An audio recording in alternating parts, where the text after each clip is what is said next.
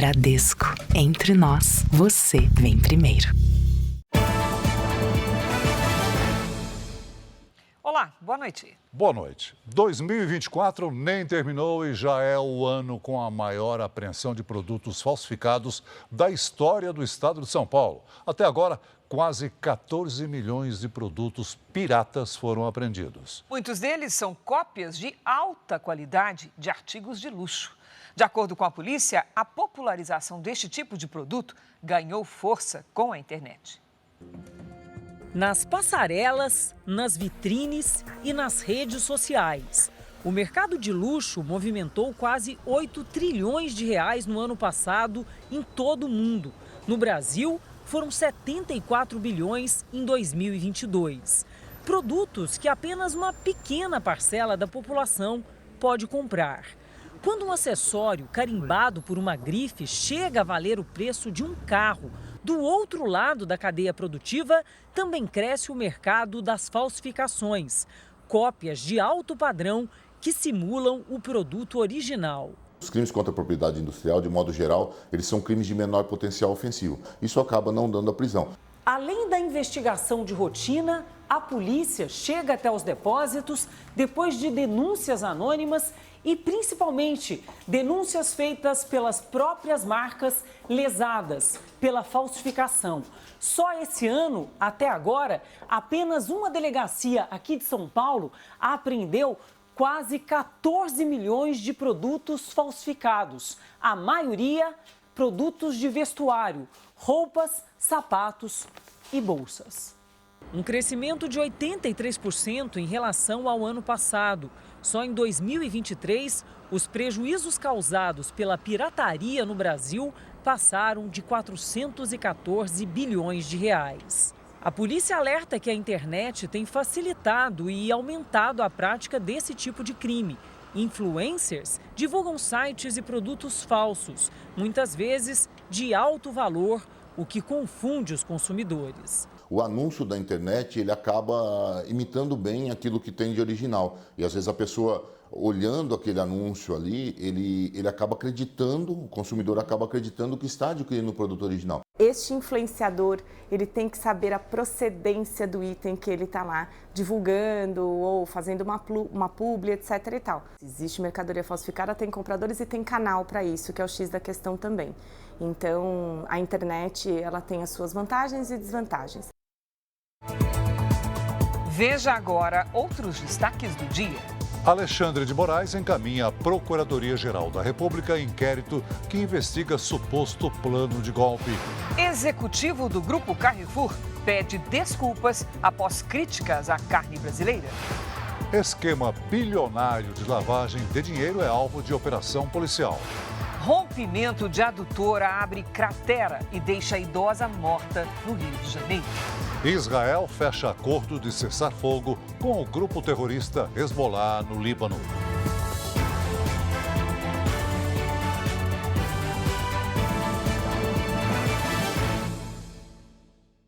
Oferecimento: Cartão Bradesco. Tenha 4 pontos por dólar gasto.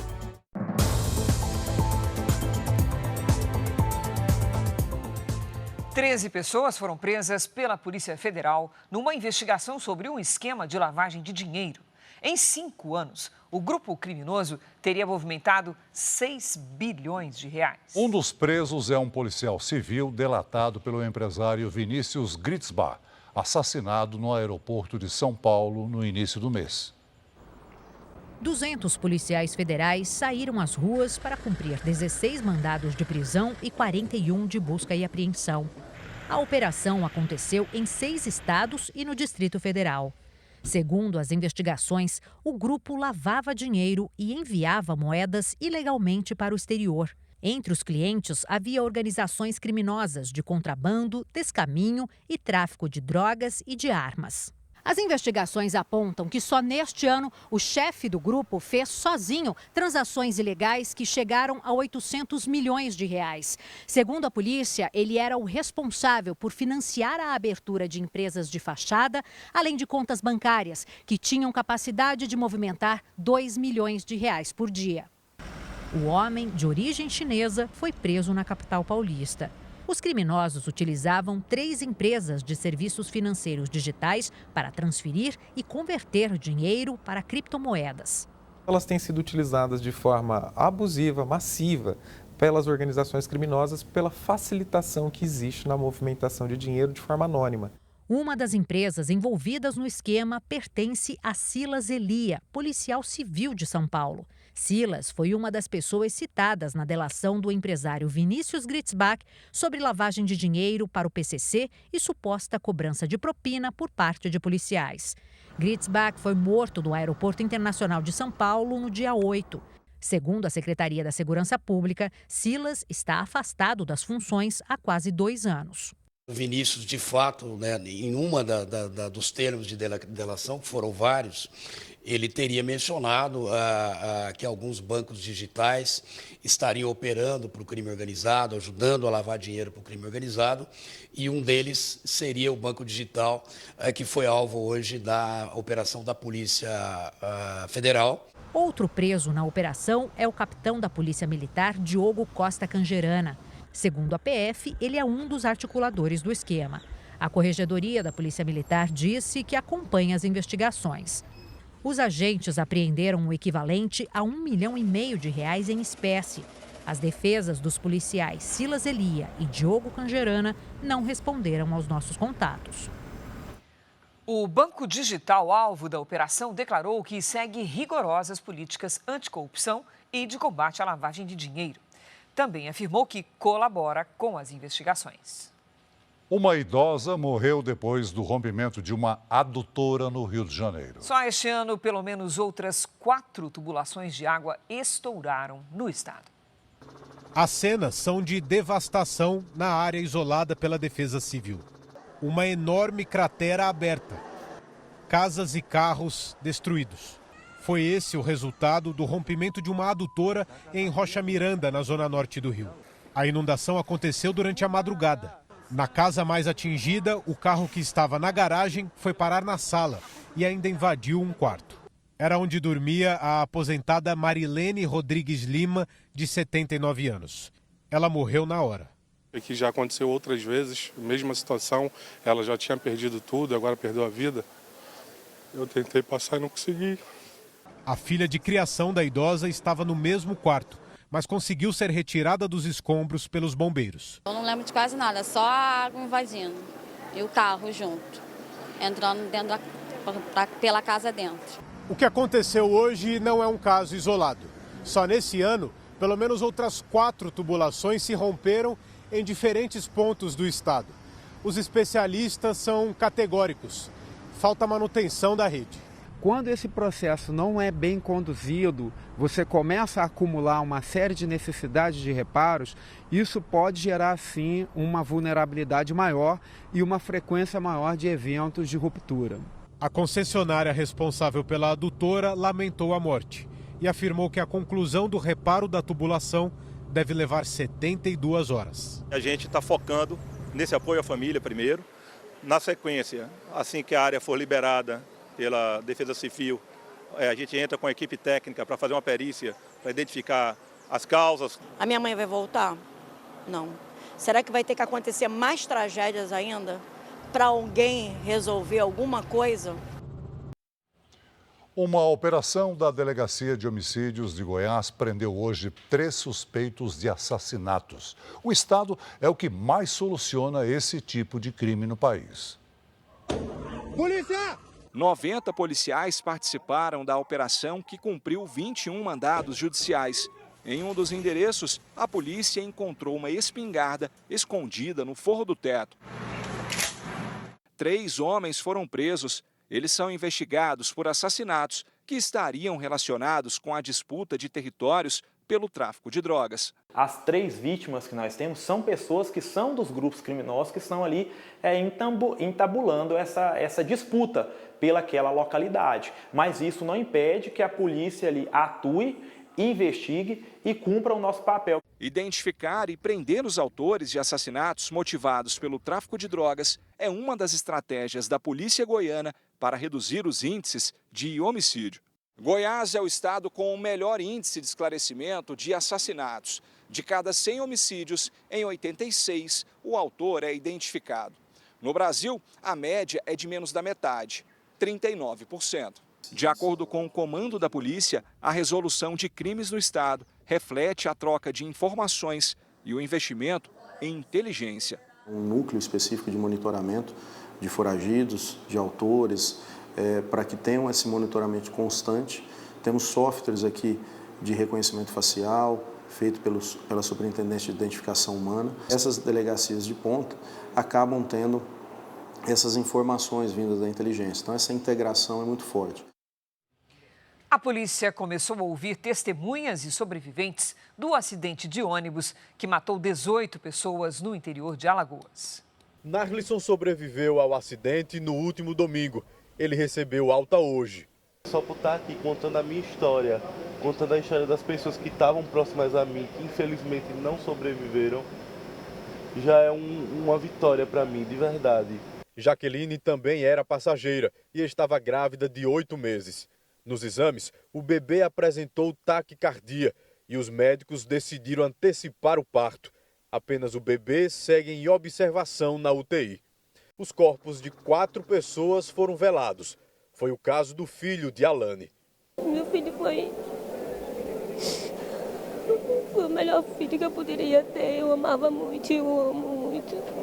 18 pessoas morreram e 30 ficaram feridas depois que um ônibus escolar a caminho de um parque caiu em uma ribanceira na Serra da Barriga, no município de União dos Palmares, interior de Alagoas. A polícia começou a ouvir hoje as testemunhas do acidente.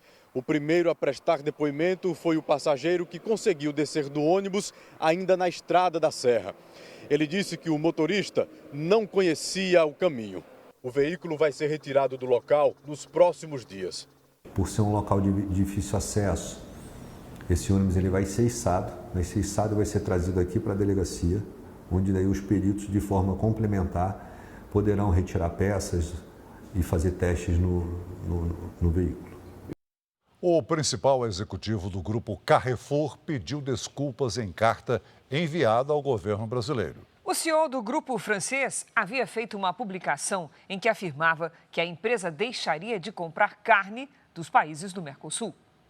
A carta de retratação do CEO global do Carrefour foi recebida hoje pelo Ministério da Agricultura e Pecuária do Brasil. Enquanto em várias regiões da França, o dia foi de protestos contra o acordo entre o Mercosul e a União Europeia. O documento foi escrito pelo mesmo executivo que, na semana passada, fez críticas ao acordo entre os blocos sul-americano e europeu. Alexandre Bompard disse que há desespero e indignação por toda a França por causa do acordo entre os dois blocos comerciais e que o Carrefour deixaria de comprar carne dos produtores do Mercosul, que, segundo ele, não atenderiam às exigências e normas francesas. Analistas avaliam que o comunicado foi consequência das pressões de sindicatos de agricultores franceses que querem proteger o setor da concorrência internacional. O anúncio foi considerado agressivo, protecionista e prejudicial e gerou um boicote aos supermercados da rede francesa por parte dos frigoríficos brasileiros. Fica claro no posicionamento francês que eles têm a preferência para comprar dos produtores franceses, não querem comprar. O movimento diz, não quero saber nem o preço, nem a quantidade que o Brasil pode fornecer. É uma opção deles, nós temos que respeitar, não vai impactar nada o nosso negócio. O que impactaria é se eles falassem mal, como falaram, da qualidade dos produtos brasileiros e a gente ficasse quieto. Isso nós vamos admitir. Nesta terça-feira, num novo comunicado divulgado no site oficial da empresa, Alexandre Bompard pediu desculpas pelo que chamou de uma eventual confusão causada pela comunicação do Carrefour França, que foi interpretada como uma crítica à produção brasileira. Na nota, o diretor-presidente diz ainda: sabemos que a agropecuária brasileira fornece carne de alta qualidade e sabor. O executivo termina dizendo que o Carrefour está empenhado em trabalhar na França e no Brasil em prol de uma agricultura próspera, seguindo nosso propósito pela transição alimentar para todos. Para o ministro Carlos Fávaro, o incidente está superado. Foi uma resposta à altura e que eles compreenderam que erraram, ele compreendeu que errou, o CEO global do Carrefour, e se retratou e agora é bola para frente. A Confederação Nacional da Agricultura considera que a atitude do Carrefour pode caracterizar uma violação das regras de defesa da concorrência da União Europeia. Por isso, vai formalizar uma reclamação junto ao Bloco Europeu para fazer valer a liberdade econômica e a proteção da produção brasileira naquele mercado. Diante dessa acusação, nós nos vimos obrigados a buscar o nosso escritório que temos hoje em Bruxelas e o nosso escritório também de advocacia que nos atende em Bruxelas para entrar com as ações devidas para buscar esclarecimento da verdade. O primeiro-ministro de Israel, Benjamin Netanyahu, anunciou hoje um acordo de cessar-fogo com os terroristas do Hezbollah, no Líbano. A trégua começa a valer a partir de amanhã. O anúncio do cessar-fogo foi feito após uma reunião do primeiro-ministro Benjamin Netanyahu com integrantes do Gabinete de Segurança de Israel.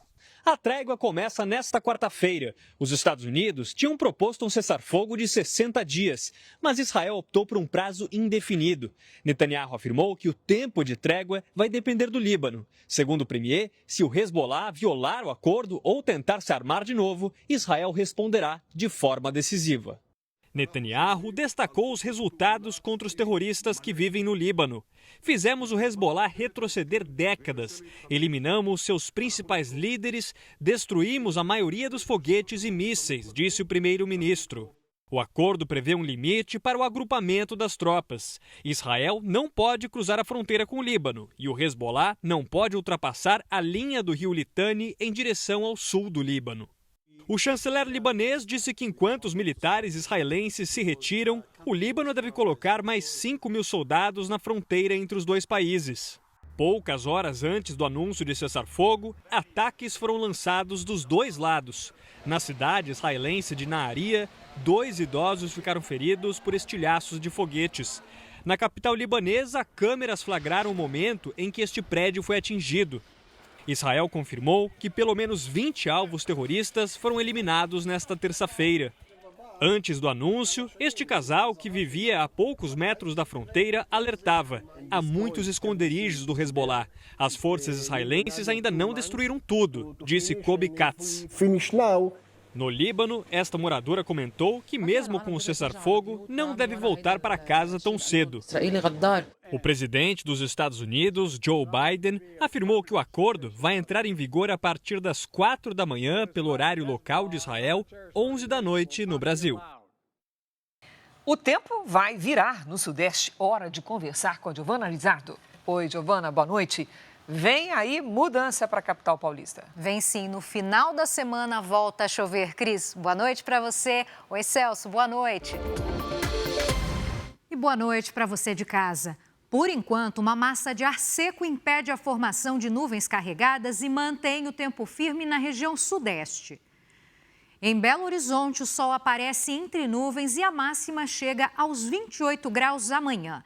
Já em Campo Grande, previsão de chuva forte à tarde, depois de um dia quente e máxima de 35 graus. Em São Paulo, tempo firme e faz até 33 graus. Hoje, os maiores volumes de chuva foram registrados nas regiões Centro-Oeste e Nordeste. As imagens de satélite mostram essas manchas coloridas, que são as nuvens carregadas. Amanhã, a frente fria avança e espalha instabilidades sobre o Rio Grande do Sul e Santa Catarina.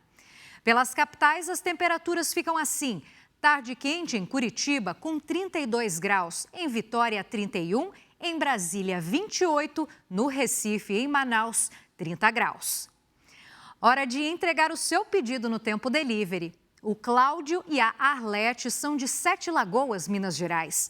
Boa noite, casal. Amanhã o sol aparece entre nuvens e faz até 29 graus. Entre quinta e sexta, as pancadas vêm à tarde. Os termômetros variam entre 29 e 30 graus. A Cris é de Queimados, Rio de Janeiro. Bem-vinda, Cris. Quarta e quinta ensolaradas e aquela sensação de tempo abafado. As máximas variam entre 35 e 37 graus. Na sexta, o sol predomina e a chuva só chega à noite. Esquenta até 36 graus.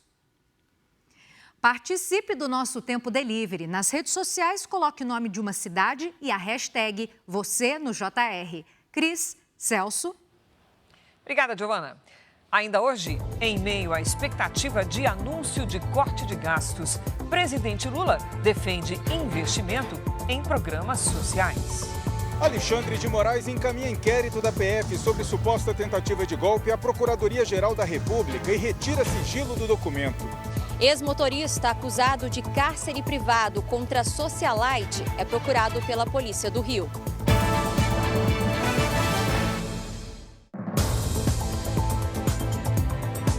O presidente Lula defendeu hoje a criação de novos programas sociais. Então vamos direto a Brasília com Luiz Fara Monteiro. Fara, a discussão não era sobre cortes, vai ter mais gasto?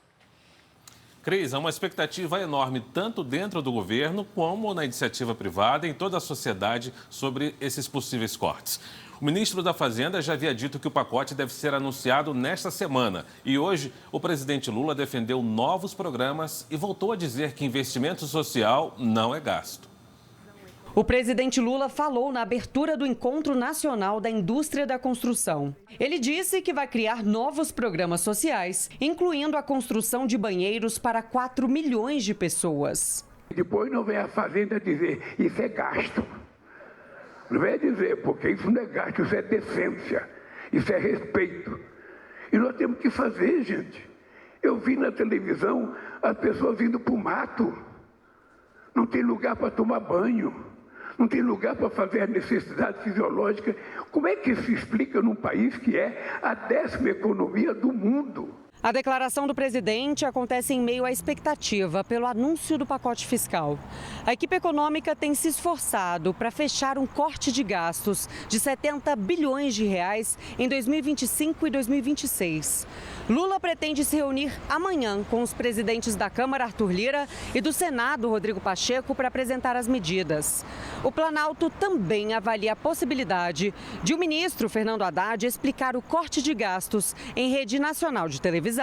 Lula ainda disse que pretende aumentar o limite de renda para que pessoas que ganham a partir de R$6 mil tenham acesso a um financiamento do Minha Casa Minha Vida. Pelas regras atuais, apenas quem recebe até 4 salários mínimos pode entrar no programa. É justo que uma pessoa que ganha R$8 mil, R$9 mil, R$10 mil, seja atendido por um programa do governo, porque essas pessoas trabalham. Nós temos que criar condições para que essas pessoas não sejam marginalizadas. Porque aí vão dizer, o Lula só pensa no pobre, o Lula só pensa no pobre. E o presidente Lula sancionou sem vetos o projeto de lei que regulamenta as regras de transparência das emendas parlamentares. O texto é uma tentativa de resolver o impasse no pagamento das verbas destinadas por deputados e senadores para as bases eleitorais. Para o ano que vem, o valor foi mantido em 39 bilhões de reais para emendas impositivas individuais e de bancada. As transferências estão suspensas desde agosto por decisão do ministro Flávio Dino da Suprema Corte. Agora, o ministro vai analisar o texto da nova lei para decidir se libera os repasses. A Polícia Federal cumpriu hoje mandados de busca e de prisão contra envolvidos num caso suspeito de venda de sentenças judiciais. Investigadores cumpriram 23 mandados de busca e apreensão e prenderam em Cuiabá o lobista Anderson de Oliveira Gonçalves. Ele já era investigado no suposto esquema de venda de sentenças em gabinetes do Superior Tribunal de Justiça. A mulher dele também foi alvo da investigação. Assessores e até chefes de gabinete de ministros do STJ estão entre os investigados. O chefe do gabinete da ministra Isabel Galotti, Dainle Alberto Campos, e Rodrigo Andrade, que comanda o gabinete do ministro Og Fernandes, foram alvos de mandados de busca e apreensão e estão afastados dos cargos. Outro servidor do tribunal, que atuou em 2 gabinetes e também é investigado, já estava afastado da função pelo próprio STJ. A operação foi autorizada pelo ministro Cristiano Zanin, do Supremo Tribunal Federal. O caso começou a ser investigado após a morte do advogado Roberto Zampieri no fim do ano passado. O Ministério Público encontrou no celular dele mensagens sobre a venda de sentenças. As investigações atingem principalmente desembargadores do Tribunal de Justiça do Mato Grosso, 5 deles já afastados. Eu volto ainda nessa edição do JR com mais notícias de Brasília. Voltamos ao estúdio em São Paulo, Cris e Celso. Obrigada, Fara. Ainda hoje, Donald Trump anuncia que vai cobrar tarifas de importação de produtos da China, do Canadá e do México.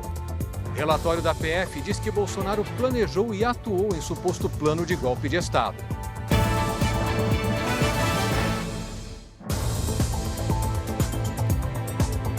Nós vamos retomar o contato com Brasília. Luiz Fara Monteiro agora traz informações sobre os desdobramentos do inquérito da Polícia Federal sobre o suposto plano de golpe de Estado. Fara. Teve novidades hoje, viu, Celso? O ministro Alexandre de Moraes encaminhou à Procuradoria-Geral da República o relatório da Polícia Federal sobre o inquérito da suposta tentativa de golpe de Estado. O ministro também decidiu retirar o sigilo do inquérito. O ministro Alexandre de Moraes manteve sob sigilo os trechos da investigação relacionados à delação premiada do tenente-coronel Mauro Cid, ex-ajudante de ordens do então presidente Jair Bolsonaro. Ao todo estão na lista 25 militares, incluindo o general Paulo Sérgio Nogueira, ex-ministro da Defesa, o general Braga Neto, ex-ministro da Defesa e da Casa Civil e candidato a vice na chapa de Bolsonaro em 2022, o general Augusto Heleno, ex-ministro do Gabinete de Segurança Institucional, e o almirante Garnier Santos, ex-comandante da Marinha. Na lista de civis, Anderson Torres, ex-ministro da Justiça e ex-delegado da PF. O deputado federal Alexandre Ramagem, do PL do Rio de Janeiro, ex-diretor-geral da ABIN, a Agência Brasileira de Inteligência. E o presidente do PL, Valdemar Costa Neto. No relatório, a Polícia Federal classifica os indiciados por 6 núcleos: desinformação e ataques ao sistema eleitoral, incitação de militares, jurídico, apoio às ações golpistas, inteligência paralela e de oficiais de alta patente com influência e apoio a outros núcleos. Este último núcleo, segundo a Polícia Federal, foi o responsável pelo suposto plano para sequestrar e assassinar autoridades. O relatório final com as investigações da Polícia Federal já foi encaminhado à Procuradoria-Geral da República, comandada por Paulo Gonet. É a PGR a responsável por avaliar o documento e pedir ou não a abertura de ações penais na Justiça. O que já é certo é que qualquer decisão da PGR deve ser tomada somente no ano que vem, porque faltam apenas 3 semanas para o recesso judiciário. Ontem, o ex-presidente Bolsonaro falou sobre o processo e negou ter participado de qualquer tentativa de golpe. Da minha parte, nunca houve discussão de golpe. Se alguém viesse discutir golpe comigo, eu ia falar, tá, tudo bem, e o after day? E o dia seguinte, como é que fica? Como é que fica o mundo perante a nós? Agora, todas as medidas possíveis, dentro das 4 linhas, dentro da Constituição, eu estudei. Golpe de Estado tem que ter a participação de todas as Forças Armadas, senão não é golpe de Estado. Ninguém dá golpe de Estado num domingo, aqui em Brasília, com pessoas que estavam aí com bíblias embaixo do braço e bandeira do Brasil na mão. Nem usando aí estilingue e bolinha de gude. Bolsonaro também criticou as investigações da Polícia Federal e o ministro do Supremo, Alexandre de Moraes, que conduz o inquérito. O processo todo é conduzido, é alterado o tempo todo. Inclusive tem um grau de sigilo mais alto possível, para exatamente ser alterado a maneira que convém ao encarregado do inquérito. Nem vou falar que vocês estão cansados de saber que o inquérito não tem a participação do Ministério Público, a mesma pessoa faz tudo. E no final dá o relatório e vota para condenar quem quer que seja ainda.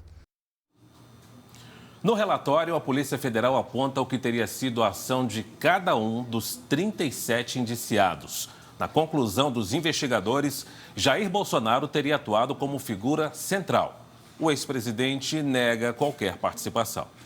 Para a Polícia Federal, o ex-presidente Jair Bolsonaro teve participação ativa na suposta tentativa de golpe de Estado depois da eleição presidencial de 2022. Segundo o relatório da investigação, os elementos de prova obtidos ao longo da investigação demonstram de forma inequívoca que o então presidente da República, Jair Messias Bolsonaro, planejou, atuou e teve o domínio de forma direta e efetiva dos atos executórios realizados pela organização criminosa, que objetivava a concretização de um golpe de Estado e da abolição do Estado Democrático de Direito, fato que não se consumou em razão de circunstâncias alheias à sua vontade. As provas, segundo a PF, indicam que o grupo investigado criou, desenvolveu e disseminou a narrativa falsa de existência de vulnerabilidade e fraude no sistema eletrônico de votação do país desde o ano de 2019, com o objetivo de sedimentar na população a falsa realidade de fraude eleitoral. Segundo os investigadores, a narrativa de fraude no processo eleitoral teria 2 objetivos. Primeiro, justificar a derrota de Bolsonaro nas urnas. E o segundo, servir de base para ações ao final do segundo turno, como as mobilizações em frente a quartéis do Exército e a tentativa de invasão da sede da Polícia Federal no dia da diplomação da chapa Lula-Alckmin, além do suposto plano para matar os eleitos e o ministro do Supremo, Alexandre de Moraes. O plano previa que o golpe seria executado em 15 de dezembro, com a prisão e execução de Moraes. E no dia 16, seria criado o Gabinete Institucional de Gestão de Crise, liderado pelos ex-ministros do governo Bolsonaro, general Walter Braga Neto e general Augusto Heleno. O ex-presidente Jair Bolsonaro nega qualquer plano para um golpe militar. Vamos tirar da cabeça a história de golpe. Ninguém vai dar golpe com o general da reserva e mais meia dúzia de oficiais. É um absurdo.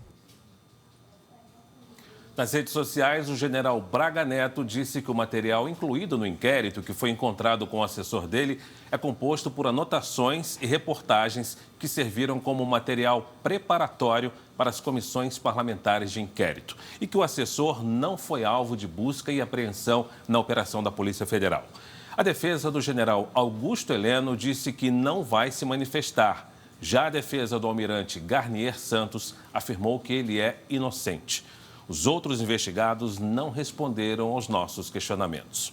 Eu fico por aqui. Para você saber mais notícias de Brasília, é só acessar o r7.com. A gente volta ao estúdio do JR em São Paulo. Cris e Celso. Obrigado, Fará. O ex-motorista de uma socialite herdeira de uma fortuna é procurado pela polícia. Ele virou réu depois de ser acusado de tentativa de feminicídio, sequestro e cárcere privado. As buscas foram realizadas em imóveis que pertencem a Regina Lemos Gonçalves, de 88 anos. Entre eles, uma mansão localizada na Zona Sul. A Justiça determinou a desocupação do local, que, segundo as investigações, estaria sendo administrado pelo ex-motorista José Marcos Chaves Ribeiro. E existem salões que estão completamente vazios e eram repletos de obras de artes, esculturas e, de fato, não foram localizados dentro da propriedade. José Marcos é acusado de tentativa de feminicídio, sequestro e cárcere privado, violência psicológica e furto qualificado contra a socialite. Regina é viúva e herdeira do empresário Nestor Gonçalves, fundador de uma famosa marca de cartas de baralho. A investigação apontou que a idosa foi isolada dentro do próprio apartamento, sem contato com amigos e parentes. Uma internação da socialite em 2021 fez com que a família suspeitasse de uma tentativa de homicídio. A idosa chegou a este hospital com uma lesão na cabeça e precisou passar por cirurgia. Segundo o relato dela, o José Marcos chamou para que ela ajudasse a trocar uma cortina, uma pessoa já com uma certa idade, mais de 80 anos, e que uma barra de ferro teria acertado a sua cabeça. José Marcos está foragido. A defesa dele não foi encontrada. Os advogados travam na justiça uma disputa sobre quem deverá cuidar do patrimônio milionário. José e Regina assinaram um contrato de união estável em 2021, mas a família alega que a idosa teria sido forçada. Documentos que foram feitos de modo ilegal, né? Certidão de união estável, testamento, termos de curatela, são todos documentos produzidos. Então, a gente pensa que José Marcos não está sozinho nisso. Veja a seguir. A Rússia lança o maior ataque aéreo contra a Ucrânia desde o começo da guerra. 2 pessoas morrem. O futuro do futebol brasileiro é discutido em São Paulo.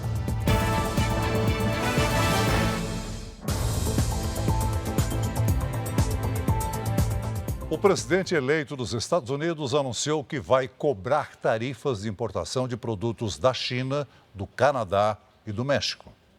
Donald Trump fez o anúncio ontem à noite em uma rede social. A China, o Canadá e o México estão entre os maiores parceiros comerciais dos Estados Unidos. O republicano disse que a medida vai ser tomada a partir do primeiro dia dele na Casa Branca. A cobrança pode chegar a 25%. Segundo o presidente eleito, o objetivo é combater a imigração ilegal e o tráfico de drogas. A presidente mexicana, Claudia Sheinbaum, afirmou que está aberta a conversar com Trump. As autoridades bancárias do Canadá afirmam que as tarifas afetariam os dois lados da fronteira. Já a China, que é acusada de facilitar a entrada do opioide fentanil nos Estados Unidos, diz que ninguém vencerá uma guerra comercial ou tarifária. Autoridades pediram diálogo e cooperação. No ano passado, mais de 83% das exportações do México foram para os Estados Unidos. No caso do Canadá, o país fica com 75% das exportações. Hoje, a equipe do presidente eleito assinou um acordo com a Casa Branca, que liberou informações importantes para a transição das gestões. A medida permite que os indicados de Donald Trump tenham acesso ao conteúdo confidencial do atual governo. A Rússia lançou o maior ataque aéreo contra a Ucrânia desde o começo da guerra, há 2 anos e 9 meses. 2 pessoas morreram. Cerca de 188 drones foram lançados na madrugada de hoje. O ataque deixou regiões inteiras sem energia. Segundo especialistas, a guerra entrou na fase mais perigosa. A Rússia começou a avançar de forma rápida na Ucrânia. Na semana passada, uma área com metade do tamanho de Londres foi tomada pelos russos. Em reunião na Itália, os ministros das Relações Exteriores do G7, grupo dos países mais ricos do mundo, afirmaram que não vão tolerar as ameaças de uso de armas nucleares feitas pelo presidente da Rússia, Vladimir Putin. A guerra também foi tema de uma reunião de emergência na sede da OTAN, na Bélgica.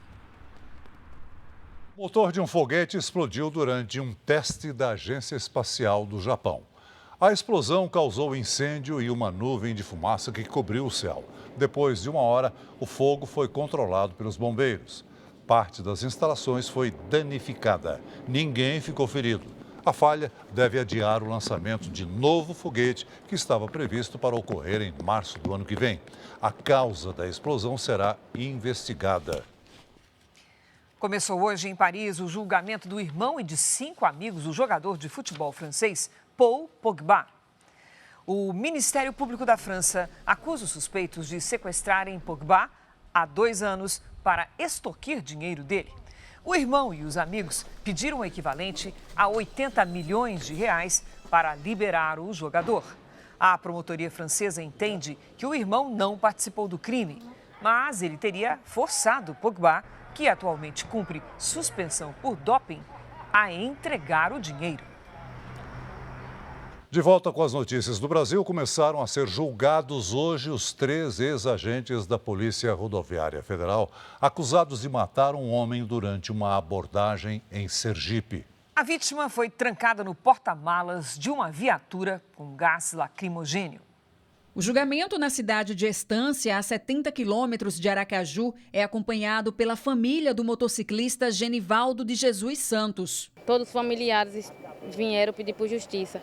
E acredito que toda a população quer justiça. Os ex-policiais rodoviários federais chegaram escoltados. Esse é o primeiro júri da Justiça Federal em Sergipe em 21 anos. Nós estamos hoje começando o tribunal de júri para justamente que os jurados decidam se eles são culpados ou inocentes. O primeiro dia de julgamento teve início com os debates entre defesa e acusação. O depoimento das testemunhas só começou no início da tarde. 30 pessoas devem ser ouvidas. A previsão é de que o júri dure 8 dias. Paulo Rodolfo Nascimento, Kleber Nascimento Freitas e William de Barros Noia são réus pelos crimes de tortura e homicídio triplamente qualificado. Eles são acusados de prender Genivaldo no porta-malas de uma viatura junto com gás lacrimogênio em maio de 2022, na cidade de Umbaúba. A vítima foi abordada porque pilotava sem capacete. Os 3 foram demitidos da PRF no ano passado. As defesas dos réus alegam que eles não tiveram a intenção de matar. Muitas informações serão trazidas, muito critério técnico, dentro de uma serenidade, de um equilíbrio, de uma tranquilidade. E a defesa entende que essa é uma oportunidade para mostrar o contexto, para mostrar como tudo efetivamente aconteceu. Não houve dolo, intenção nenhuma de praticar homicídio, não houve o elemento subjetivo da conduta do William Noé de ter qualquer intenção de tirar a vida do Genivaldo. Manifestantes invadiram agora à noite o plenário da Câmara de Vereadores do Rio de Janeiro. Dezenas de profissionais de educação da rede municipal ocuparam o plenário. Manifestantes chegaram a subir nas mesas. A sessão foi encerrada e os vereadores deixaram o local. A polícia militar foi acionada e isolou a região. Não houve confronto. A invasão aconteceu em protesto contra um projeto de lei que pode acabar com os benefícios para os professores. A Polícia Federal intensificou o combate ao garimpo ilegal na terra indígena Munduruku, no Pará. No meio da floresta, o alvo é um carro usado por garimpeiros. Desde o início da operação, foram apreendidos mais de 20 mil litros de combustível, além de motores, maquinários e equipamentos de internet. Balsas usadas na extração do ouro foram desativadas. O IBAMA aplicou mais de 9 milhões de reais em multas. Mais de 20 órgãos ambientais e de segurança participam da ação, que tem o objetivo de retirar invasores da terra indígena Munduruku, no sudoeste do Pará, e combater o garimpo ilegal.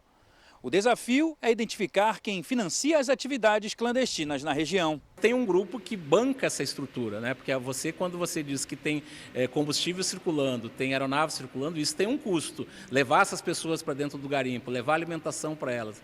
Então, alguém financia. Eu acho que esse é o trabalho que a Polícia Federal tem feito, e tem feito muito na região do Pará. A mega operação não tem prazo para terminar. Já foi cobrada da União a partir de demandas dos povos indígenas há algum tempo, e mais recentemente essa realidade foi levada ao Supremo Tribunal Federal e foi reconhecida a sua gravidade. A terra indígena Munduruku, vale ressaltar, é uma das mais afligidas pela devastação socioambiental que o garimpo ilegal ocasiona na Amazônia brasileira.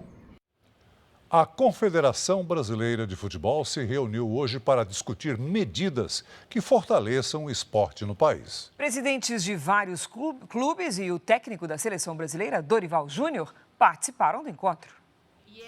Ainda não teve bola rolando, mas o pontapé para discutir o futuro do futebol brasileiro foi dado. Até porque o futebol ele tem uma capacidade muito forte, que é unir as adversidades, unir os diferentes e, principalmente, a transformação social que ele pode acarretar. Pela primeira vez, em parceria com o Congresso Nacional, deputados e senadores, nós estaremos encaminhando ao Congresso a primeira lei de incentivo ao esporte feminino da história do nosso país. O prefeito de São Paulo, Ricardo Nunes, esteve presente. Ele falou sobre a Copa do Mundo Feminina de 2027, que vai acontecer no Brasil, e destacou a importância do esporte para a sociedade. É fundamental, por vários aspectos. A gente pegar do aspecto da questão da saúde, da sociabilidade, da gente levar os nossos jovens e as crianças para uma atividade esportiva, tirar das drogas e do caminho errado. Da questão econômica, né, gera um impacto econômico muito positivo. Dirigentes, gestores e especialistas também mostraram preocupação com a seleção masculina. Os nossos clubes estão começando a perceberem a importância de produzirem em casa os seus grandes jogadores, de manterem para que eles possam ganhar condições, melhorando as suas performances e ganhando preço. O torcedor sempre quer ver craques em campo, mas como tornar isso financeiramente viável? Parceria é uma saída. A gente envelopar esse produto com qualidade, com o fair play financeiro, como já foi falado, com qualidade de gramado, com padronização, com transmissão cada vez melhor. Cruzeiro e outros clubes da Série A uniram forças na Liga Forte União. O time mineiro está na disputa para contratar o atacante Gabigol para o ano que vem. A gente não tem absolutamente nada assinado, o que a gente tem é um desejo, é um jogador de nível mundial, nível de seleção. A gente já escutou também da parte deles que é bom, muito bem visto a possibilidade do Cruzeiro. O que todos buscam aqui é transformar estas discussões em ações práticas para que o torcedor tenha acesso a um futebol de melhor qualidade. E é isso que o Brasil inteiro vai ver com exclusividade na televisão aberta em 2025. E já no começo do ano, a Record mais uma vez transmite o Campeonato Paulista. E a partir de março, vai exibir também 38 jogos do Campeonato Brasileiro. Futebol na Record, sua paixão em campo. Em 10 anos, o número de estudantes universitários com algum tipo de deficiência cresceu mais de 200%. Hoje, mais de 90 mil alunos com essa condição cursam faculdade. Boa parte deles optou pelo ensino à distância. A Letícia voltou a sonhar em ter um diploma superior depois que decidiu fazer um curso à distância. Quando eu fiz a matrícula, eu coloquei as necessidades que eu precisava. Então, com isso, eu tenho acesso a todos os conteúdos que eu preciso de acordo com as minhas necessidades, com a minha deficiência. Aos 30 anos, a estudante cursa o 3º semestre de jornalismo. Ela tem deficiência física e auditiva. O meu aparelho auditivo ele é conectado com o Bluetooth do computador, então eu consigo acessar toda a matéria e ouvir através do meu aparelho auditivo. Tem mais facilidade na conexão, porque eu consigo entender e compreender melhor a matéria. Muitas vezes a escolha pelo ensino à distância não está diretamente ligada à estrutura que a faculdade oferece, mas sim ao trajeto entre a casa do aluno e a instituição de ensino. No caso da Letícia, por exemplo, se ela tivesse que ir todos os dias para as aulas de forma presencial, ela teria que pegar um ônibus e depois um metrô. Ou seja, seria uma viagem de 2 horas para ir e outras 2 horas para voltar. E nesse caminho, existem vários obstáculos. Eu consigo também ter esse conforto de fazer dentro de casa sem me preocupar com até chegar à faculdade. Letícia é uma entre os mais de 90 mil alunos com deficiência que cursam uma faculdade no Brasil desde o ano passado. Há 10 anos, eram cerca de 29 mil. De acordo com o último censo da educação, entre os estudantes com deficiência, a maioria tem uma limitação física. Em seguida, baixa visão, deficiência intelectual, transtorno do espectro autista e deficiência auditiva. Para essa diretora de faculdade, o avanço da tecnologia aproximou os alunos das instituições de ensino. A gente pode levar a educação para todo o território brasileiro aí. O que a gente faz é proporcionar ao aluno a melhor experiência dentro daquilo que ele consegue. O Jornal da Record de hoje termina aqui. Essa edição na íntegra e também a nossa versão em podcast estão no Play Plus e em todas as nossas plataformas digitais. E à 00:30 tem mais Jornal da Record. Você fica agora com a novela Força de Mulher. E logo depois de Gênesis, tem a formação de roça ao vivo em A Fazenda. Não perca. Boa noite. Boa noite.